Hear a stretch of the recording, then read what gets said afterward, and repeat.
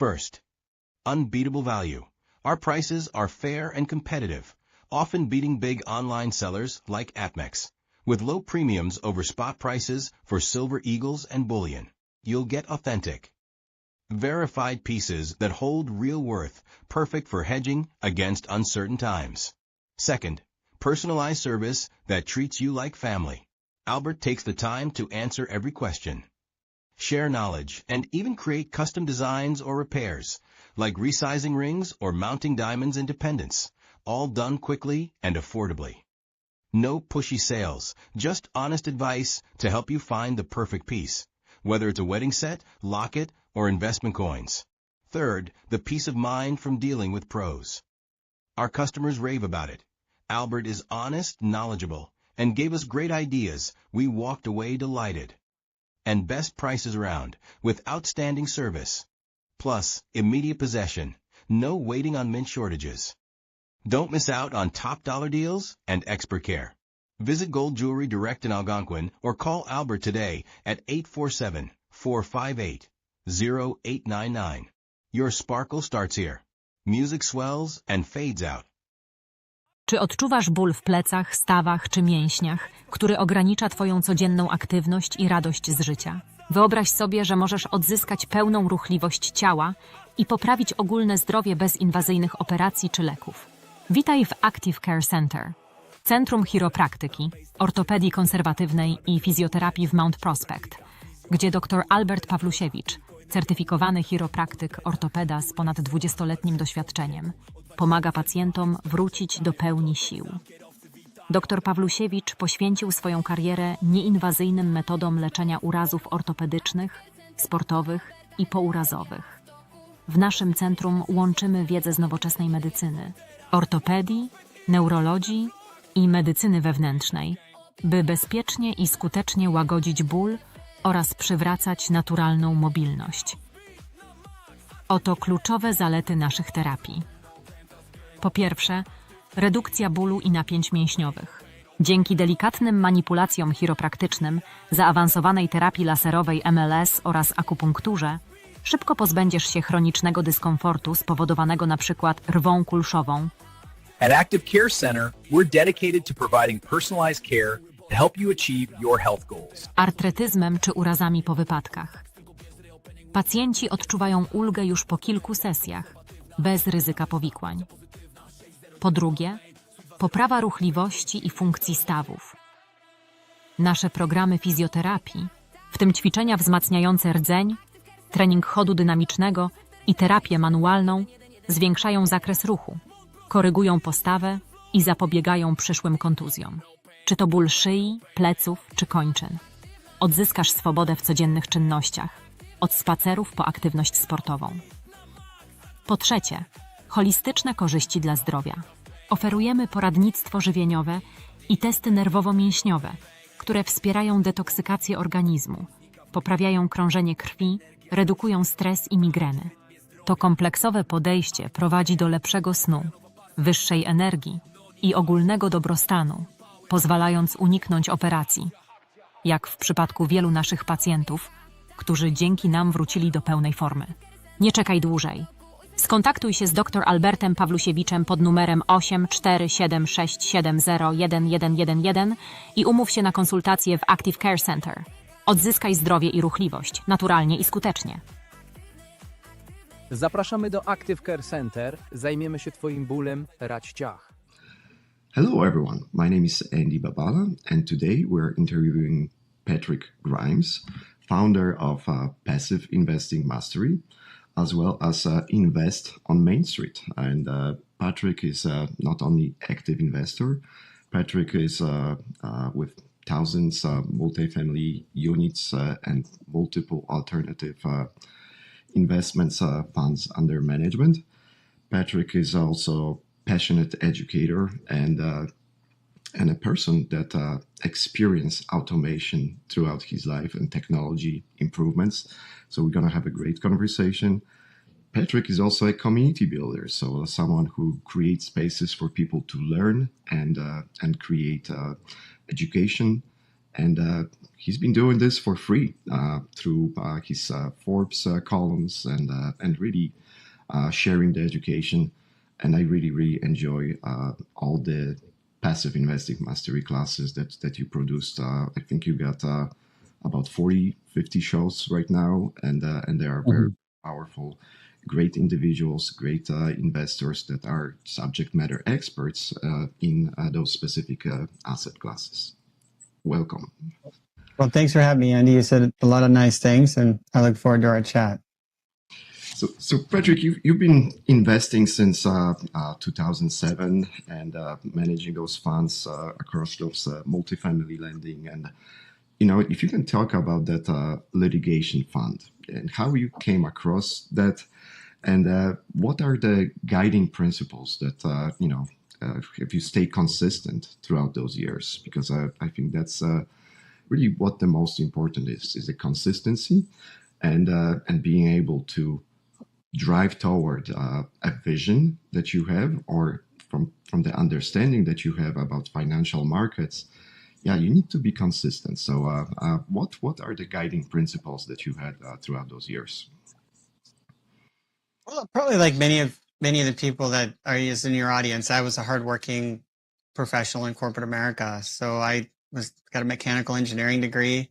I started at a machine design firm. I started doing well, and I wanted to succeed financially. I didn't want to spend everything that I made. So I talked to the founder of the company I was working for, and he said, go invest in alternatives. He said, high tech is going to be a wild ride for you. You're sharp, but what will get you into what will get that financial freedom or security that you want for you and your family, you need to diversify. And so that was coming from a very modest family that didn't have wealth. I took that advice seriously, and I started looking elsewhere, right? Not all eggs in one basket. I had no idea that there was a whole world of alternatives at the time.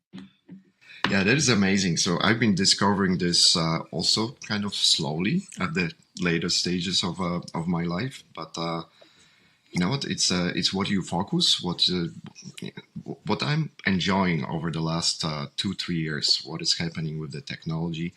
The information and the knowledge is opened. I've seen not only you, but a lot of subject matter experts or really leaders that are sharing good information, and that was always done by books and really people writing books.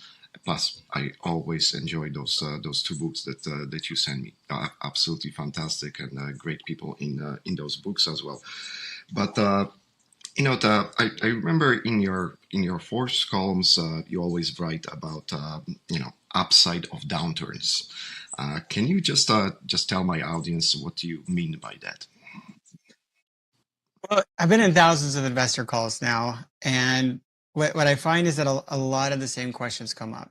And so I write in Forbes, and I write articles, and I produce content that are common themes. And so in the Forbes articles, I've done a lot of things like explaining how to self-direct your IRA or 401k account, how to do 1031 exchanges, the asset protection. And just more recently, I started writing through COVID about how to win from the upside of a downturn. Why? Because in 2009 and 10, I lost everything. My very first investment was in a pre-development and residential pre-development. That tanked during the subprime mortgage collapse. And so unfortunately, I was getting my ego battered and bruised, and I was financially hit, and I was more interested back then in speculative double, triple my money every time. The market was never going to go down, is what I heard. But if you zoom out far enough, you realize that cycle was predictable. The real estate markets go on cycles. Most all markets go on some kind of cycle. And some of them are non-correlated cycles. They don't rise and fall together. And some are more steady up and to the right, essential needs type stuff. But specifically with real estate, we saw a major downturn in residential. Well, through COVID, we saw a similar kind of astronomical event, not subprime mortgage fraud collapse, but we saw the pandemic, Black Swan event, cause major distress. And when people run away and hide from opportunities like buying low in a downturn, they miss out. And so I started writing on what does it mean to be the upside of a downturn? Because just like in residential real estate in 2010 and 11, I wasn't able to participate because I was getting raked over the coals. But billionaires were made because they were able to lend at very high rates for assets that are still good assets in the long run. And they were able to buy at very low prices. And the playbook leading up to COVID, for example, in commercial real estate was you kind of buy something, you renovate it, you hope to increase rents, you hope that the cap rates of the valuations stay consistent so that you can then sell at a profit. Well, none of that panned out. And so we see this issue where, man, maybe none of that panned out and some of those deals aren't working, but now the prices have dropped so much. You can buy low and you can lend at high rates. And that's why talking about the upside of the downturns and setting up two opportunistic funds that capitalize on the upside of downturns is exactly what we did. Yeah, that's great. That's that's how the business and investment should really be thinking about all the we always gonna have those up and downs in every market. And I think for me the best person that explains that it's like Ray Dalio. Did you read his books? I just love it because he's putting all that historical perspective after doing so much research and being the provider of that information as well. So I really like that. I want to ask you about your vision of what do you see happening to really investments and maybe US dollar in 5 years? Because my personal opinion is with all the debt and digital currency coming in, are you thinking that our government or regulators are? I know they're thinking about it. I know that that's the next step to turn dollar into like a digital currency. And where do you think that might take place? It might be, very, very tough question because I think every nation is working towards that right now. And I think it's going to be happening sooner than later. Well, so I'm an engineer, classically trained. I'm not an economist, but I think one of my favorite economists, Kenneth, said, there's economists that don't know the future, and there's some that don't know that they don't know, right? And I didn't get exactly right, but people get in debates about, are we in a recession? Are we headed in a recession? Is the dollar going to collapse? It's not going to collapse. I think fundamentally, every society has markets that go on waves, and all countries have a rise and a set. I think that the real question is I will answer your question, but I think the real question is how do you position yourself to ride the waves of different markets, and how do you position yourself to ride the waves of government rise and fall? And there are inherent ways you can invest that you see sovereign funds and hedge funds and private equity funds investing in an allocation in a diversified portfolio that allow you to essentially hedge against a lot of that volatility. And so I think that's, in my mind, not, hey, look, I'm a predictor of the market. So smartest people I know are admit that they're the predictor of the market, right? And some of the less smarter ones think that they are. But I like to focus more on the allocation strategies that help to hedge against, such collapse. However, when it comes to the dollar, which we talk a lot about correlation and non-correlation, and you're asking, well, what's the future of the dollar? And it's terrifying, right? Because if you think about, sure, it always makes sense to invest in what we call non-correlation, or investments that don't rise and fall together, especially now, because you've got not just the black swan event, which was the COVID, right? That caused trillions of dollars to be dumped out there. We caused interest rates to skyrocket, commercial markets to collapse. For the first time, we saw eviction moratoriums. And now we're also seeing some other things in underlying industries, insurance prices skyrocketing, which used to be 3, 4, or 5% escalators. Now it's like double and triple. But you also see, sort of on a micro scale, but not as sort of like a macro scale, you've got the world's largest economies betting against the dollar, as you pointed out, right, with the BRICS nations. And these are big generational plays, and they're going to gain momentum, especially as China becomes very quickly on the rise. You've also got wars going on. We're in 2 proxy wars, right, through Ukraine and through Israel. We just bombed Iran. Like, that's one of the biggest oil producers, right? And so it tends to be that when times are good and stable, the dollar tends to grow. When there's macroeconomic uncertainty or economic uncertainty, the dollar tends to reduce. And we show in our charts how gold is as countercyclical, right? So right now, gold's like an all-time high. So my gold allocations, which I made when gold was high priced and a boring investment numerous years ago, are now gone like this. They've gone straight up into the right. And so I'm in a really strong position. And so there are investments which are correlated to gold, like oil and gas. They tend to be safe haven investments, and it turns out 80% of the time, oil and gas, due to the roots in the BRICS nations, tend to trend together about 80% of the time. But then there's other ones that don't. And so I think that the decline of America at this point is fairly certain. Every government, when will it happen? I think we're going to see ourselves follow a trend that England is following, right? Just in a matter of 10 years ago, England had more wealth than America. Now we are superseding that wealth, right? In the wealthiest individuals.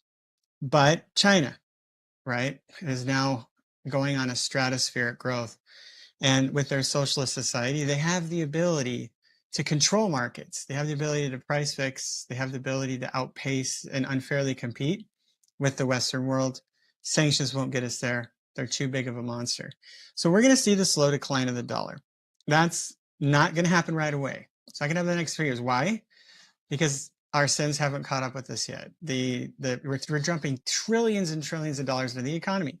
And if it's basically, I think last time I saw it was something like spend $4 to increase the economy by $1 is essentially what's happening, but that's all debt. So we're going to be artificially propped up by just this massive amount of debt. And will we be able to create industries big enough to ever pay it back? Will we begin to accelerate our GDP, reduce our national deficit fast enough to pay it back? Highly unlikely at this point. Yeah, it is highly unlikely, but I think with if it's done right, at least from the AI perspective, and I'm looking from the higher level perspective, really socio-economical and really looking at what's on people's minds right now. I think through proper education, and our politicians are not doing that. Proper education at some schools. Some schools are providing proper education, but there will be a lot of more individuals that gonna be joining communities that really leverage that information, and I think there will be a lot of automation in the investments as well, because even with your funds, yeah, you're building those funds to allow others to participate in them. And that's how I look at the investors. That's what I do as well.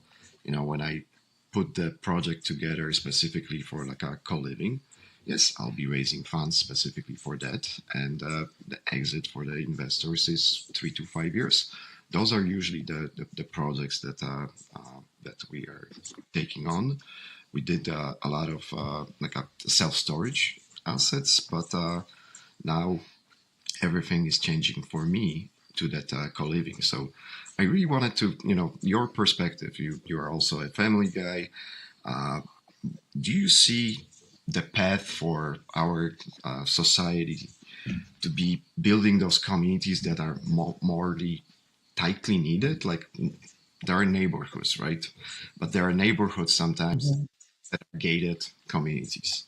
I think we will be on that path to kind of overlap the abundance that we're gonna get from the from those investments, but and also we'll be able to leverage AI for not only businesses, individuals, but in I think everybody's life that is taking place, and I just don't see other way. The other way is wars, and yes, I am definitely worried about war in the cyber space because that is the next war there is coming right now. Yes, we got our proxy wars, but those are politicians really making their stance. Same thing with what happened in Ukraine, and yeah, and I'm Polish, so I'm very close to that. Oh, right. Yeah, and, Mm-hmm. and really even like Poland declaring a war. What was it, 2 weeks ago, right? With those drones coming in. Yep.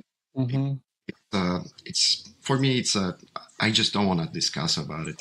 I only want to talk about the policies, about economic implications, about what those individuals are doing. But with Trump in the office for the next 3 years, I am looking forward to all those investments that are coming in with all that money that's coming to the United States, and I think there is a chance that we gonna kind of keep that empire position, but yeah, it's gonna be more open with the information as well. So I'm wishing everybody the abundance, and I really, most importantly, people are scared. I think people are scared from the perspective of potential job losses. And as an AI consultant, well, I'll tell you, yeah, you're not going to be replaced by AI. But if you do not understand how to leverage AI in at work in your life, yes, your value in a marketplace will diminish over the next year or two dramatically. So Mm-hmm. yeah. So from the co-living perspective, I am on that co-living path. I've been co-living with my family my whole life. Mm-hmm. Create basically communities where people do have a space for the co-living, and then services specifically by robotics and automation. So the projects that I'm doing are not gonna be done for the next 3 years. In 3 years, I am looking forward to hiring or buying a lot of Tesla robots or other robots for the instead of a staff, and that's why I still want people to have the communication. So that's why putting people together in a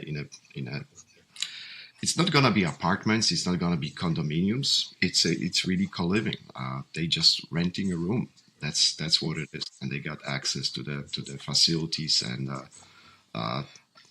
wellness that I'm packaging with my projects as well. So that's what I'm doing, Patrick. But the healthy lifestyle. I think that's the most important. So I'm focusing on health, wealth, and relationships, not only on I appreciate that. It's a really good balance. yeah. So that is always the most important. I definitely I do have one more question. Would you be interested in at some point doing and organizing a retreat for the for your clients, for the investors, that would involve going to different localities or around the world? I am exploring Thailand next year, and then Philippines and Colombia in 3 years. I know that I cannot do everything at the same time, so I'm just Mm-hmm.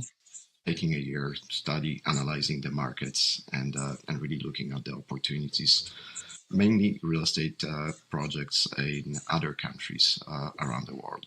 So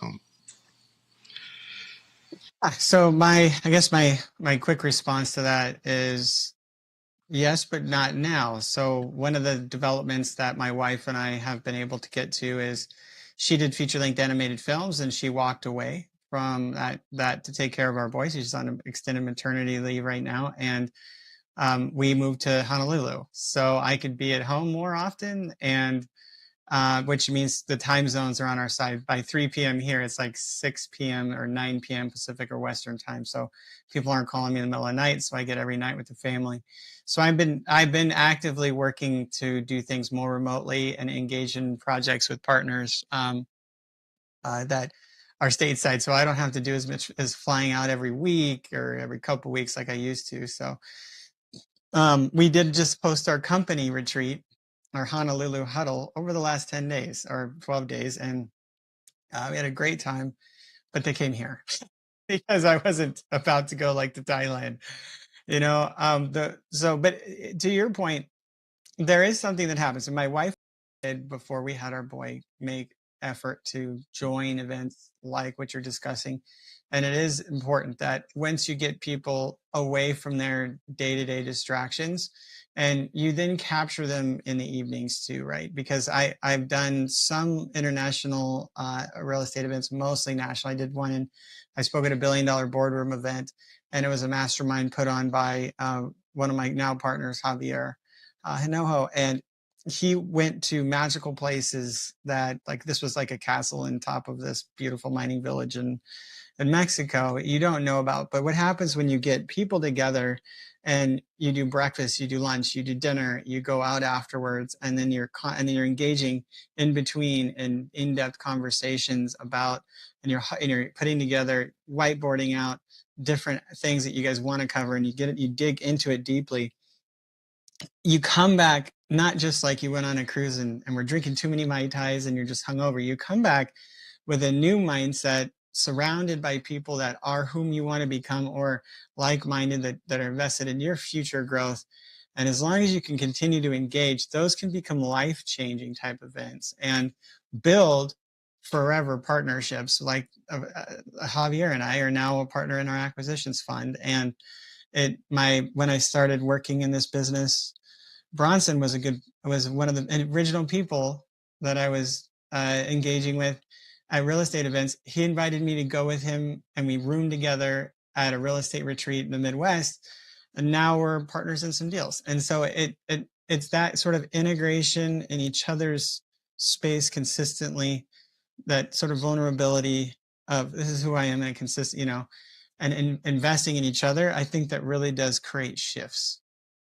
It definitely is, and it's a motivation. It's like you're pushing each other, and that's why I started with building a strong accountability platform for my students, for anybody that's joining my organization, and I'm giving them all the tools that they need for that accountability, and we do have special meetings just specifically to stay on a subject and focus on what you want to accomplish, but through visualization as well, because that is important. You need to have it in your head where you're going to gain at least some confidence to actually talk with potential partners.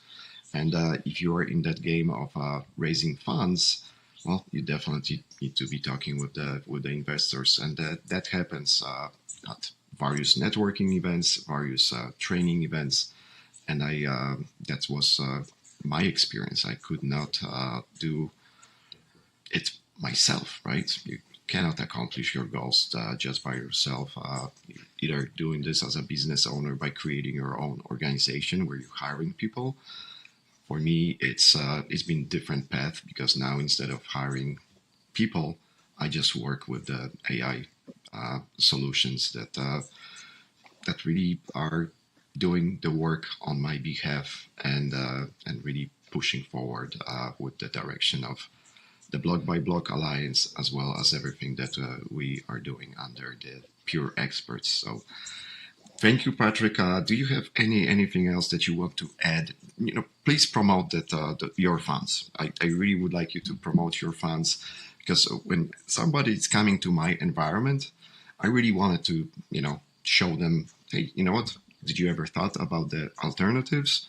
And then, if Patrick's got the great